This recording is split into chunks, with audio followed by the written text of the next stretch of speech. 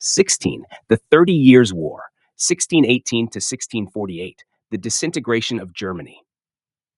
The Holy Roman Empire extended from France on the west to Poland and Hungary on the east. It included the Czechs of Bohemia and sizable French speaking populations in what are now Belgium, Lorraine, eastern Burgundy, and western Switzerland. But with these exceptions, the empire consisted of people who spoke various dialects of the German language. See maps, pp. 83, 148 to 149. For most people at this time, however, language was far less important than religion as the uniting or shared identity of a community. And in religion, the empire was almost evenly divided. Where in England, after stabilization set in, Roman Catholics sank to a minority of some 3%, and in France, the 143 Huguenots fell in the 17th century to not much over 5%. In Germany, there was no true minority, and hence no majority, and religion gave no foundation for German or imperial unity. Possibly, there were more Protestants than Catholics in the empire in 1600. For not only was Protestantism the state religion in many of the 300 states, but individual Protestants were also numerous in the legally Catholic states of the Austrian Habsburgs.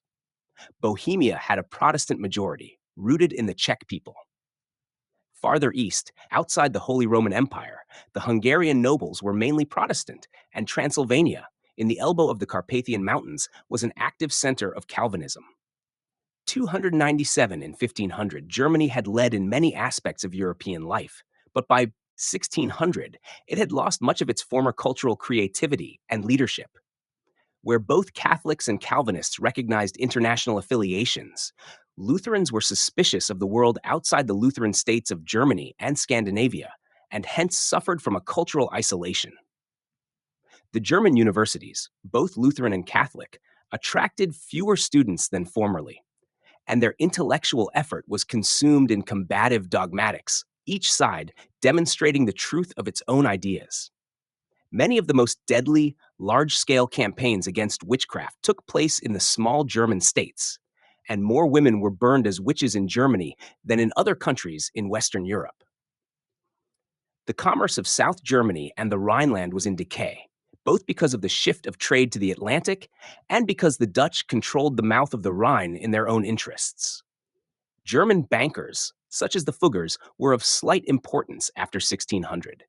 Capital was now being formed in the centers of maritime trade. German decline. Background of the 30 Years' War. The Peace of Augsburg in 1555 had provided that in each state the government could prescribe the religion of its subjects. In general, over the following decades, the Lutherans made considerable gains, putting Lutheran administrators into the church states, or secularizing them and converting them into lay principalities. In addition, Calvinism spread into Germany. Though Calvinists had no rights under the Peace of Augsburg, a number of states became Calvinist. One of these was the Palatinate, important because it was strategically placed across the Middle Rhine in southwestern Germany, and because its ruler, the Elector Palatine, was one of the 7 persons who elected the Holy Roman Emperor. In 1608, the Protestant states, urged on by the Elector Palatine, formed a Protestant union to defend their gains. To obtain support, they 298 negotiated with the Dutch, with the English, and with Henry IV of France. In 1609, a League of Catholic German states was organized by Bavaria. It looked for help from Spain. Lutheran gains. The Germans were thus falling apart, or rather coming together, into 2 parties in anticipation of religious conflicts, and each party solicited foreign assistance against the other. Other issues were also maturing. The 12 years truce between Spain and the Dutch, signed in 1609, was due to expire in 1621. The Spanish, whose international military power was still unaffected by internal decline, were again preparing to crush the Dutch Republic. Since the Dutch insisted on independence, a renewal of the Dutch-Spanish War appeared to be inevitable. The Spanish also wished to consolidate the Habsburg position in Central Europe and enhance their access to the Netherlands by gaining control of new territories along the Rhine River and in various Swiss cantons. See map pp 148 to 149. 144. These Spanish designs in the Rhineland and Switzerland aroused the usual opposition of France. Moreover, the Austrian branch of the Habsburg family was slowly bestirring itself to eradicate Protestantism in its own domains and to turn the Holy Roman Empire into a more modern type of state. The idea of a strong power in Germany was abhorrent to the French. Through its opposition to the Habsburgs, Catholic France was again put in the position of chief protector of Protestantism. France was a giant of Europe, over 4 times as populous as England, over 10 times as populous as Sweden or the Dutch Republic, incomparably more populous than any single German state. And France, after 1600, was at last relatively unified within. The 30 Years' War, resulting from all these pressures, was therefore exceedingly complex. It was a German civil war fought over the Catholic Protestant issue. It was also a German civil war fought over constitutional issues, between the emperor striving to build up the central power of the 299 empire and the member states struggling to maintain independence. These two civil wars by no means coincided, for Catholic and Protestant states were alike in objecting to imperial control. It was also an international war between France and the Habsburgs, between Spain and the Dutch, with the kings of Denmark and Sweden and the Prince of Transylvania becoming involved, and with all these outsiders finding allies within Germany, on whose soil most of the battles were fought. The wars were further complicated by the fact that many of the generals were soldiers of fortune who aspired to create principalities of their own and who fought or refused to fight whenever it suited their own convenience. The complexity of the 30 Years' War, the 4 phases of the war. The fighting began in Bohemia. It is in fact customary to divide the war into 4 phases: the Bohemian, 1618 to 1625, the Danish, 1625 to 1629, the Swedish, 1630 to 1635, and the Swedish-French, 1635 to 1648. The Bohemian War. In 1618, the Bohemians, or Czechs, fearing the loss of their Protestant liberties, dealt with 2 emissaries from the Habsburg Holy Roman Emperor, Matthias, who was also their king, by a method occasionally used in that country, throwing them out of the window. After this defenestration of Prague, the king emperor sent troops to restore his authority, whereupon the Bohemians deposed him and elected a new king. In order to obtain Protestant assistance, they chose the Calvinist Elector Palatine, the head of the Protestant Union, who assumed the title of Frederick Futh. He brought aid to the Bohemians from the Protestant Union, the Dutch, and the Protestant Prince of Transylvania, who was at this time supported by the Ottoman Empire. The Emperor Ferdinand, Matthias's successor, assisted by money from the Pope, by Spanish troops 300 sent from Milan, and by the forces of Catholic Bavaria, managed to overwhelm the Bohemians at the Battle of the White Mountain in 1620. Frederick fled, jeered or pitied as the Winter King. His ancestral domains in the Palatinate were overrun by the Spaniards, who soon moved into southwestern Germany. The Habsburgs now set out to reconquer and revolutionize Bohemia. The Emperor Ferdinand got himself elected as King of Bohemia and soon confiscated the estates of almost half the Bohemian nobles. He granted these lands as endowments for Catholic churches and monasteries or as gifts to adventurers of all nationalities who had entered his service and who became the new landed aristocracy of Bohemia. With Protestant fortunes at a low ebb, the Bohemian lands around Prague under Habsburg Catholic control and the Protestant Union itself dissolved in 1621, the lead in 45 Protestant affairs was now taken by the King of Denmark, who was also Duke of Holstein, a state of the Holy Roman Empire. With a little aid from the Dutch and English, and with promises from Richelieu, he entered the fray.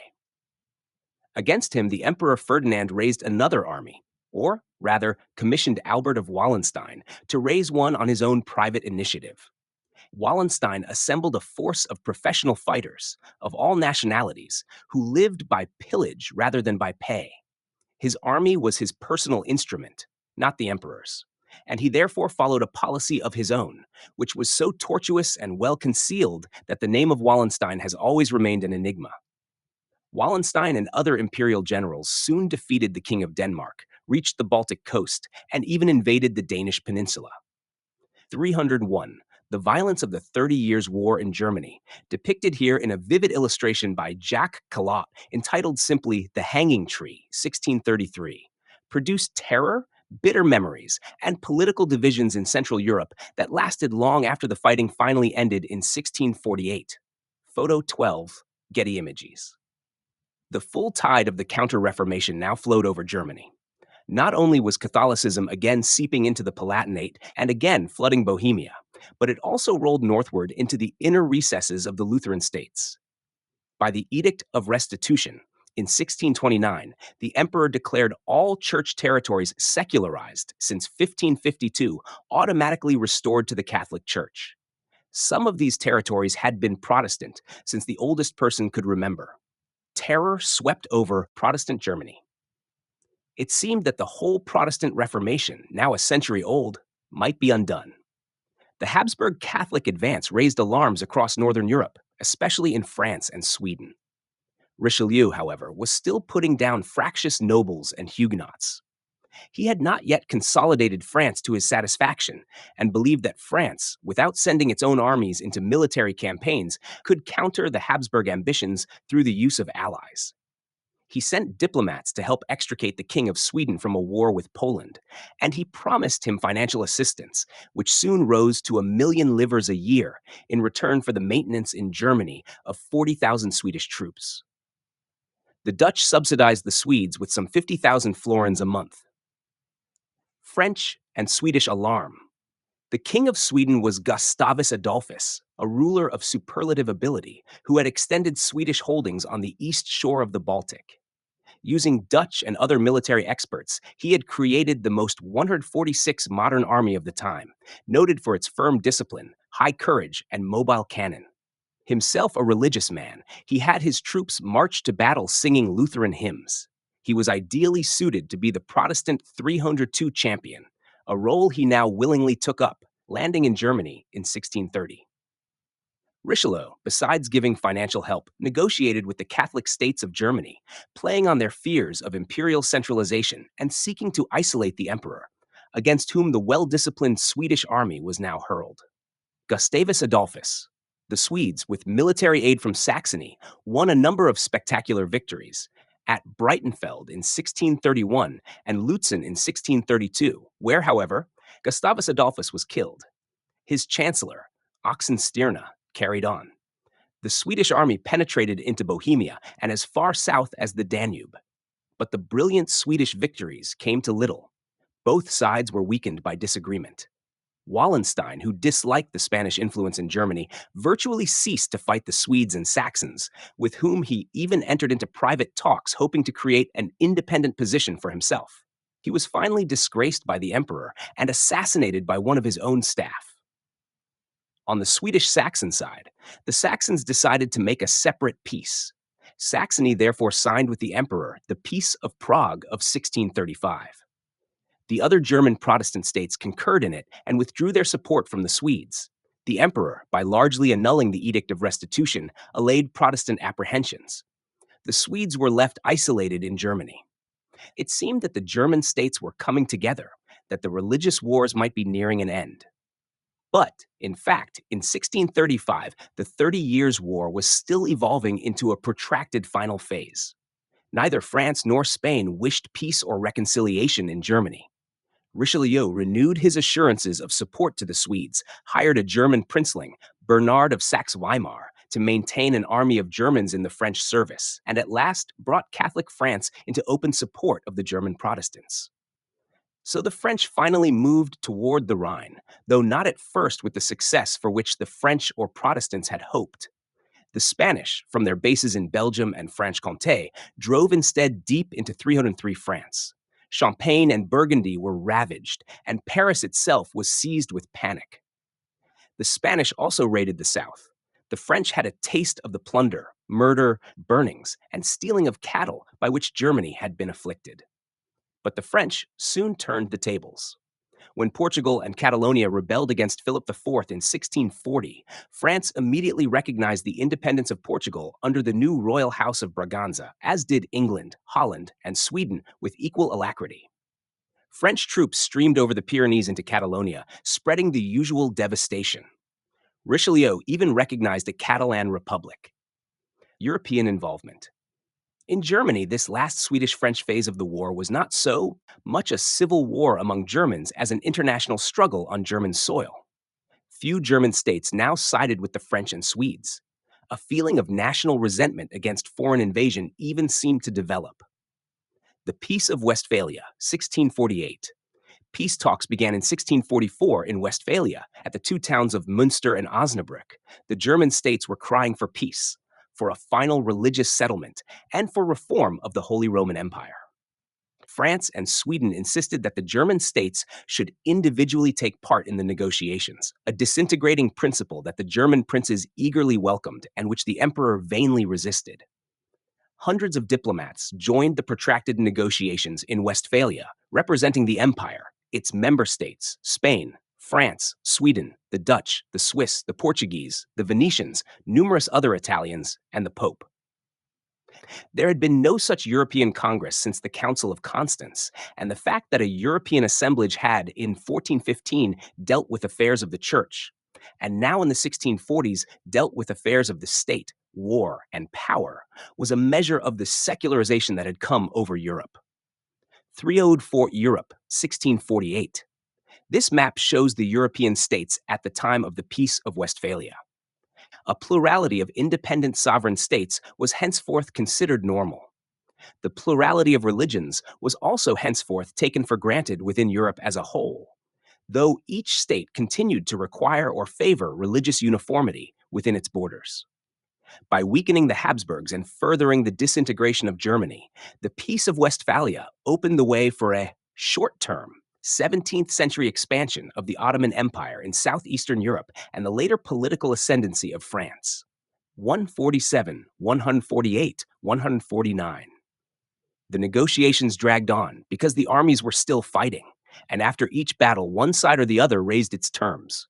France and Spain refused to make peace with each other at all, and in fact remained at 305 war until 1659. But for the Holy Roman Empire, a settlement was reached in 1648 in the two treaties of Münster and Osnabrück, which became commonly known as the Peace of Westphalia. Lengthy peace negotiations. The Peace of Westphalia represented a general checkmate to the Catholic Counter-Reformation in Germany. It not only renewed the terms of the Peace of Augsburg, granting each German state the right to determine its own religion, but it also added Calvinism to Lutheranism and Catholicism as an acceptable faith.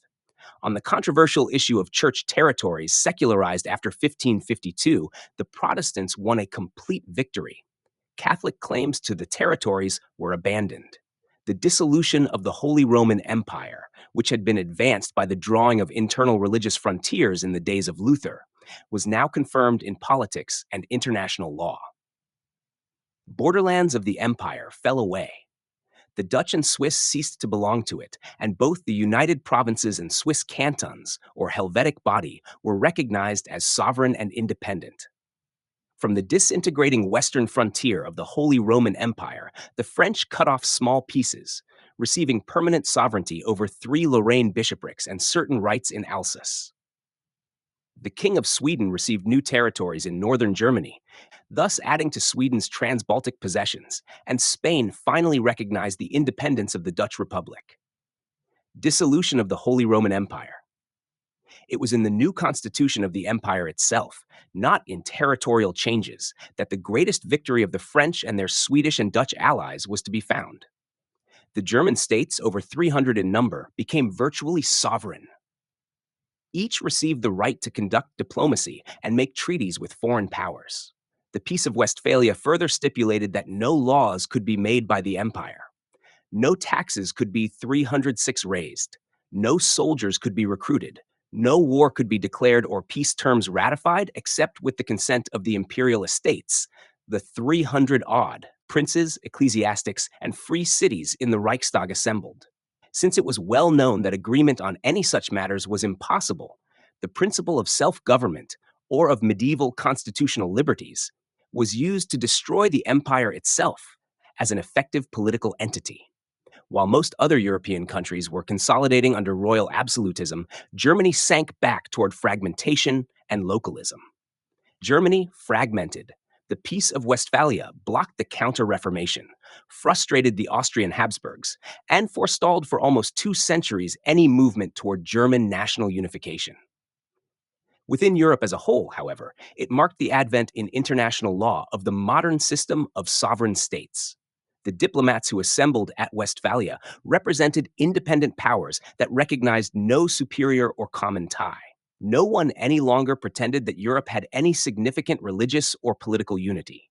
Statesmen delighted in the absence of any such unity, in which they sensed the menace of universal monarchy. Europe was understood to consist of a large number of unconnected sovereignties, free and detached states, which acted according to their own laws, following their 150 own political interests, forming and dissolving alliances, exchanging embassies and legations, alternating between war and peace, and shifting positions within a shifting balance of power. System of sovereign states. Physically, Germany was wrecked by the 30 Years' War. Cities were sacked by mercenary soldiers with a rapacity that their commanders could not control, or the commanders themselves, drawing no supplies, 307 from their home governments, systematically looted whole areas to maintain their armies. Magdeburg was besieged 10 times, Leipzig 5. In one woolen town of Bohemia, with a population of 6,000 before the wars, the citizens fled and disappeared, the houses collapsed, and 8 years after the peace, only 850 persons were found there. The peasants, murdered, put to flight, or tortured by soldiers to reveal their few valuables, ceased to farm. Agriculture was ruined, starvation followed, and with it came pestilence. Even revised modern estimates allow that in many extensive parts of Germany, as much as a third of the population may have perished. The effects of fire, disease, undernourishment, homelessness, and exposure in the 17th century were terrible because of the lack of means to combat them. The horrors that civilians have suffered in modern wars are thus not wholly different from horrors that men and women experienced in the past. Germany, as such, physically wrecked and politically cut into small pieces, ceased for a long time to play any significant part in European affairs. A kind of political and cultural vacuum existed in Central Europe. On the one hand, the Western or Atlantic peoples, French, English, Dutch, began in the 17th century to take the lead in European politics, trade, and culture. On the other hand, in Eastern Germany, around Berlin and Vienna, new and only half German centers of power began to form. These themes will be traced in the 2 following chapters. With the close of the 30 Years' War, the wars of religion came to an end. While religion remained an issue in some later conflicts and within some countries, it was never again an important cause of conflicts in the transnational political affairs of Europe as a whole. In general, by the close of the 17th century, the division between Protestant and Catholic had become stabilized. Neither side any longer expected to make territorial gains at the expense of the other. Both the Protestant and the Catholic Reformations were accomplished facts. The political struggle for territory, wealth, and strategic alliances had become secularized in that reasons of state now prevailed over religious allegiances in shaping both the foreign policies of governments and the military conflicts of sovereign powers.